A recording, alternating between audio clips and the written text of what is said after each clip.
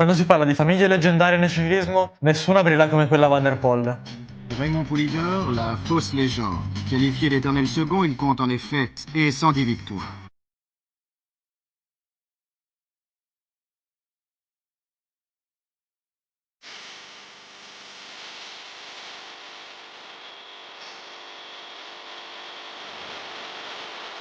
Tre generazioni di campioni che hanno scritto la storia del ciclismo su strada, ciclocross e mountain bike. Dalla grinta infermabile di Raymond Poulidor alla versatilità di Adrien Van der Poel, fino all'inarrestabile cecchino Mathieu Van der Poel. First time in his rainbow jersey.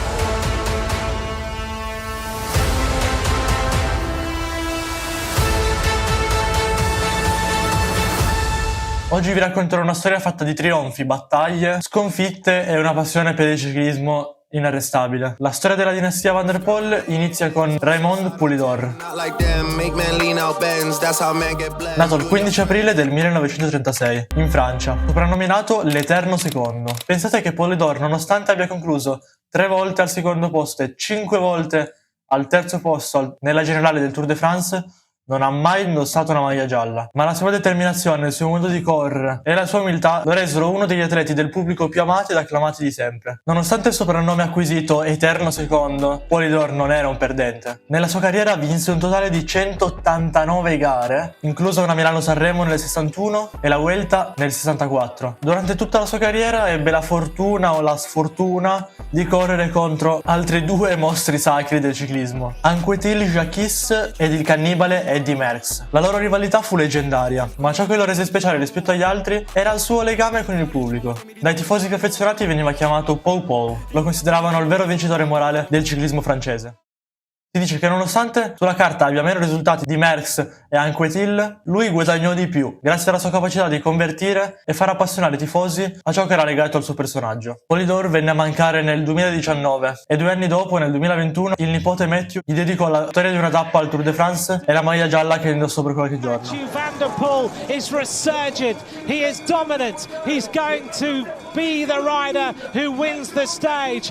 Mathieu Van der Poel points to the sky.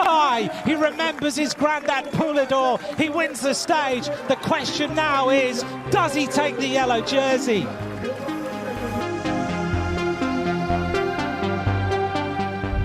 Dopo Poulidor, il testimone passa al genero. Adrien Van der Poel, nato il 17 giugno 1959 nei Paesi Bassi. Adrien si può definire un corridore poliedrico, capace di brillare sia su strada che sui terreni sterrati, in particolare nei ciclocross. Nella sua carriera anche lui ha vinto gare di prestigio come la Liegi-Bastogne-Liegi, l'Amstel Gold Race e una tappa al Tour de France. Tra l'altro queste 3, tutte e 3 nell'88.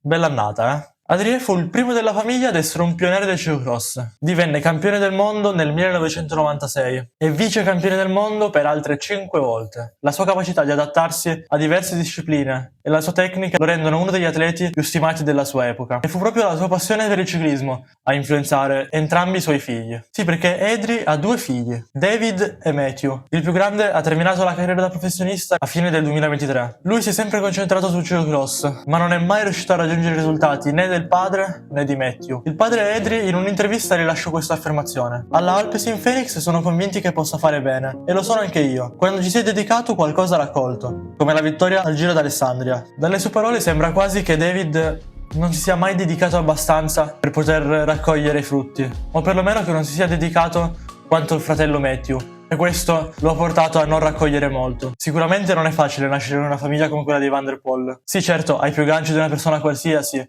una genetica probabilmente favorevole, però hai anche il peso sulle spalle di dover portare avanti un cognome così importante. Gli occhi addosso fin da bambino e le aspettative del pubblico e dei giornalisti talvolta forse fin troppo alte, o perlomeno premature.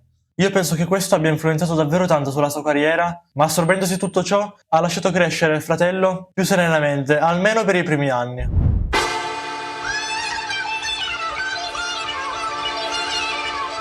Mathieu Van der Poel nasce il 19 gennaio 1995 a Kapellen, in Belgio. Cresce in una famiglia dove il ciclismo non è uno sport, ma una vera e propria cultura, un'eredità. Ma lui sceglie il calcio.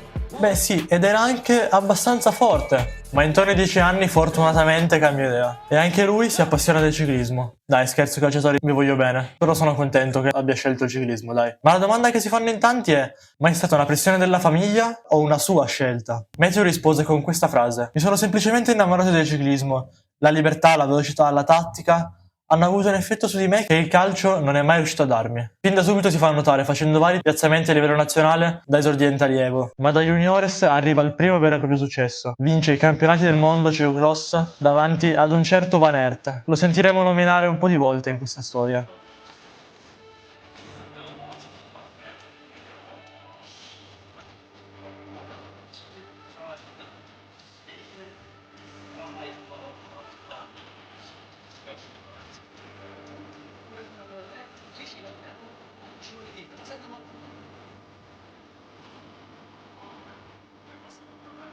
La battaglia fu assurda, i due erano su un altro pianeta rispetto agli altri.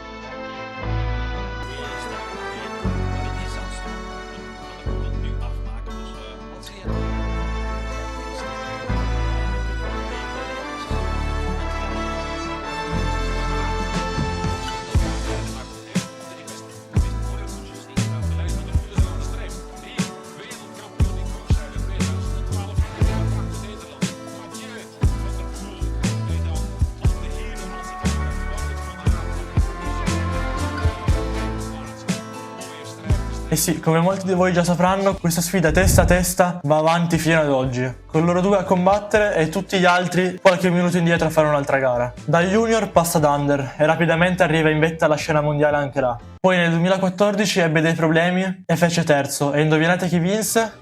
Wout van Aert.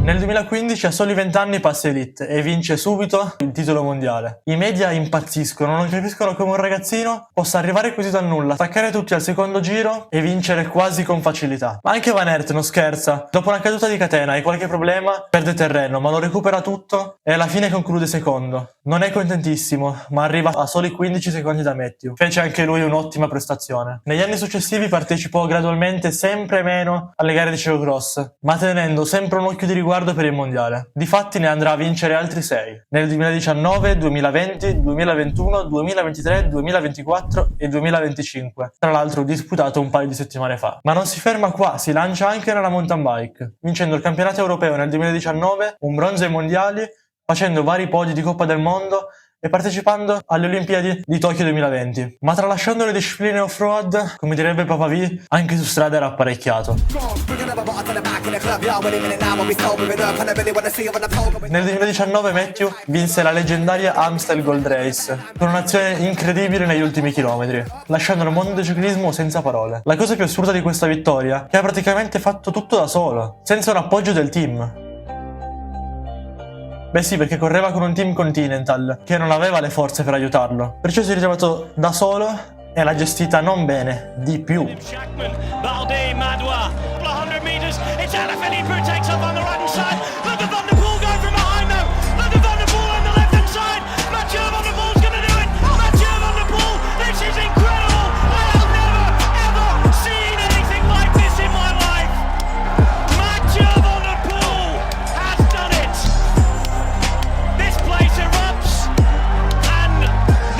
L'anno dopo mise le ruote in un'altra grande classica, il Giro delle Fiandre, gara da 250 km con vari tratti sul pavé. La gara si concluse con un duello testa a testa, terminato in volata con il suo rivale Van Aert.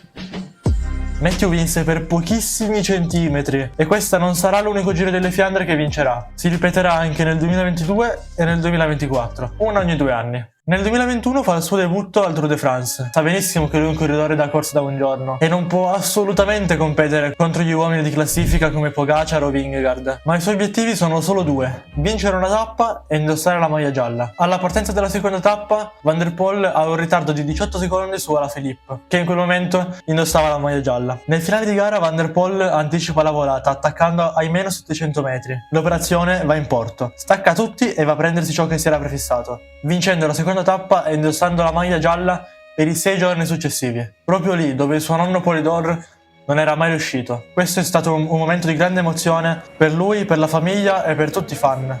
Absolutely fantastic finish.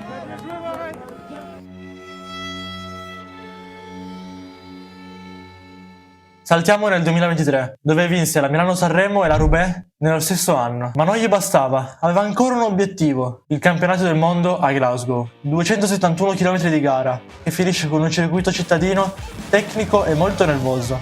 Guarda caso adatto alle sue caratteristiche. La gara si svolse come una guerra di attacchi e di logoramento.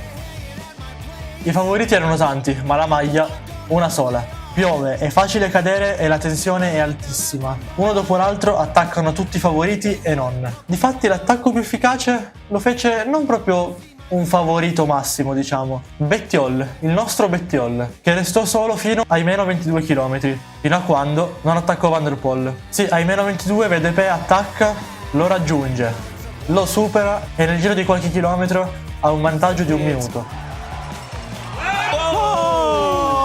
Crash of Van der Poel.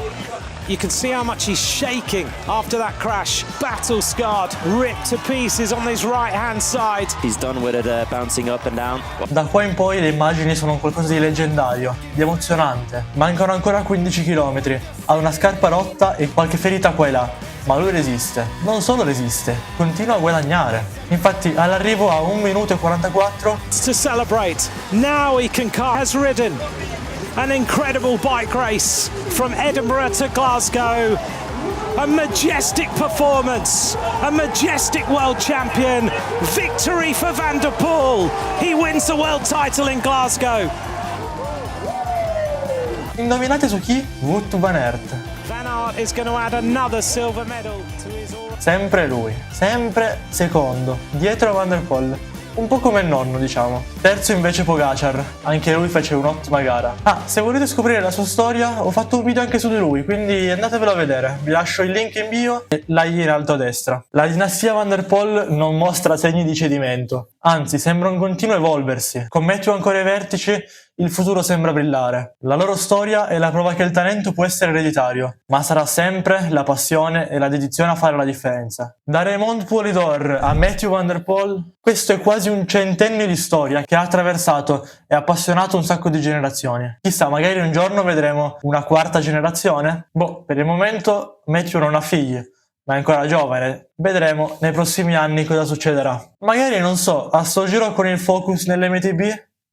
Non sarebbe male. Se vi è piaciuto questo viaggio insieme a me nella dinastia Van der Poel, lasciate un like, lasciate un commento, fatemi sapere nei commenti quale parte della storia vi ha colpito di più e chi volete che vi racconti nella prossima storia.